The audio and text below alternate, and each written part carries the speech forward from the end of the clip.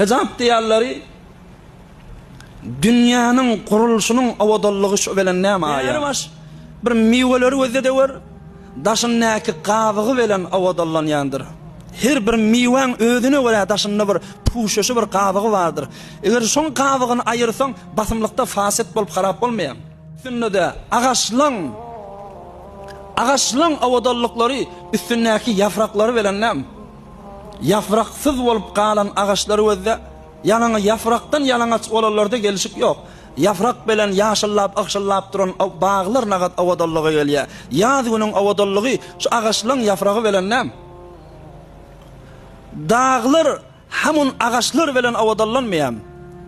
Ýöne bir gatyp duran daşly bolup, daşlyk bolup duran dağlarda awadallyk ýok. Amma ilerki dağlarymyz özden jeňellik, agaçlyk, şu agaçlar bilen puşyda bolup örtülüp dağlar awadallyga gelmeýär. Yer ýüzi şu üflerinde bolan dağlary bilen, baglary bilen, otlary bilen, ýaşyllap duran otlary bilen yer ýüzi awadallanmaýar ha. Beýleki korratlary özede bar, üstizatdan boş bolup awadallygy ýok. Kore zemin inki awadan terin kore. Näme diýip üstünde bir puşaşy bar, bir örtgüsi bar. Biz insana da Hudaý Taala awadallyk üçin näni puşaş beripdir. Hatta kıyamatda cennetin içinde, behiştin içinde şu dünyada eger yani lezzet bilen bolyan bolsa, eger yalanaç olmada, eger iginmaşsyz olmada bir hoşluk bağ olsa, Hudaý Taala cennette şonu insanlara nimet edip bererdi. Amma cennette iginmaşsyz bolmak yok, iginmaşly hemme cennetteki adamlar. Cennette şu dünyada haram bolan şarap halal beýiller. Şarabın bir lezzeti var. Şu dünyada Hudaý Taala haram edip koyupdur imtihan sine üçün. Amma cennetin içinde ve şaraben tahura Kur'an aýdýar.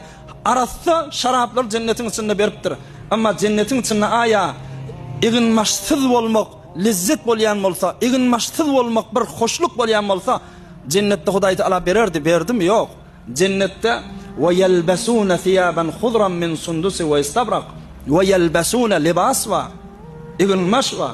O da ýaşyllap duran bir sundus ýalak, istabrak ýalak, yani yüfükden, herirden bolan näni, dibaşdan dokulan bir bahaly parçalardan awadan iginmaş var. İnsanyň awadallygy iginmaş bilen ahyrim.